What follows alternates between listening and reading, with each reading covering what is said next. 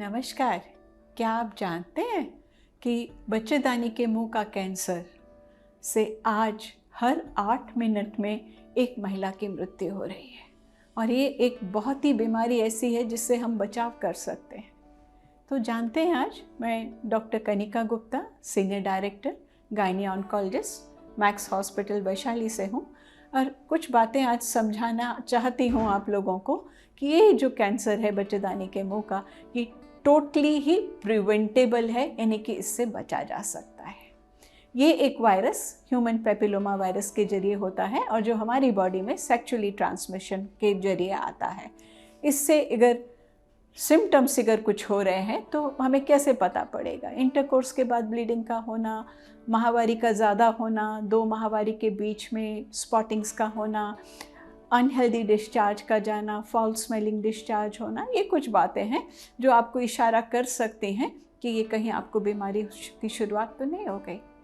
लेकिन क्या हम चाहते हैं कि इस बीमारी की शुरुआत हो? जैसे कि पोलियो, कोविड सब एक वायरस के कारण है और इनको हम हटा चुके हैं, तो इसी तरह इस बीमारी को भी टोटली होने ही नहीं दिया जा सकता। ज़रूरत है समझदारी की। जैसे कि अगर हम बच्चेदानी के मुंह से पानी की जांच 30 साल की उम्र के बाद से हर 3 साल, और अगर उसमें हम वायरस की जांच भी ऐड कर देते हैं तो हर 5 साल में अगर कराते रहें 65 साल की उम्र तक, तो होने वाले कैंसर के बारे में हमें जानकारी मिल जाएगी और उसी समय उसको जला के या किसी और तरीके से नष्ट किया जा सकेगा, तो ये बीमारी होगी ही नहीं।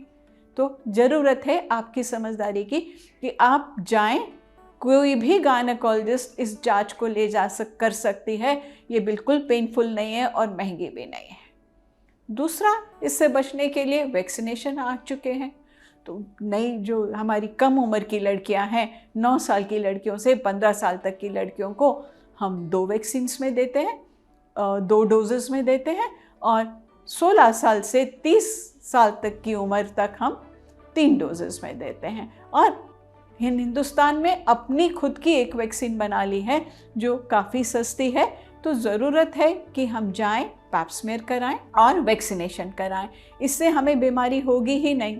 लेकिन अगर बीमारी हो भी गई है तो घबराने की ज़रूरत नहीं है।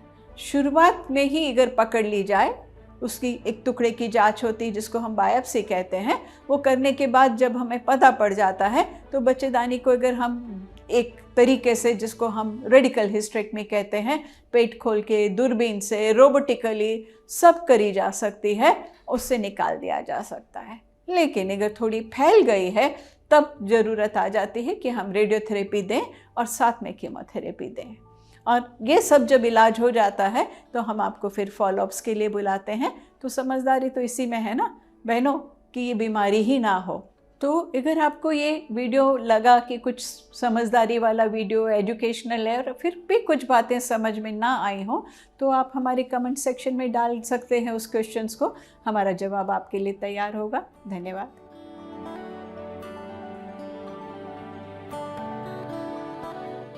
Subscribe to our YouTube channel and press the bell icon to get the latest healthcare updates.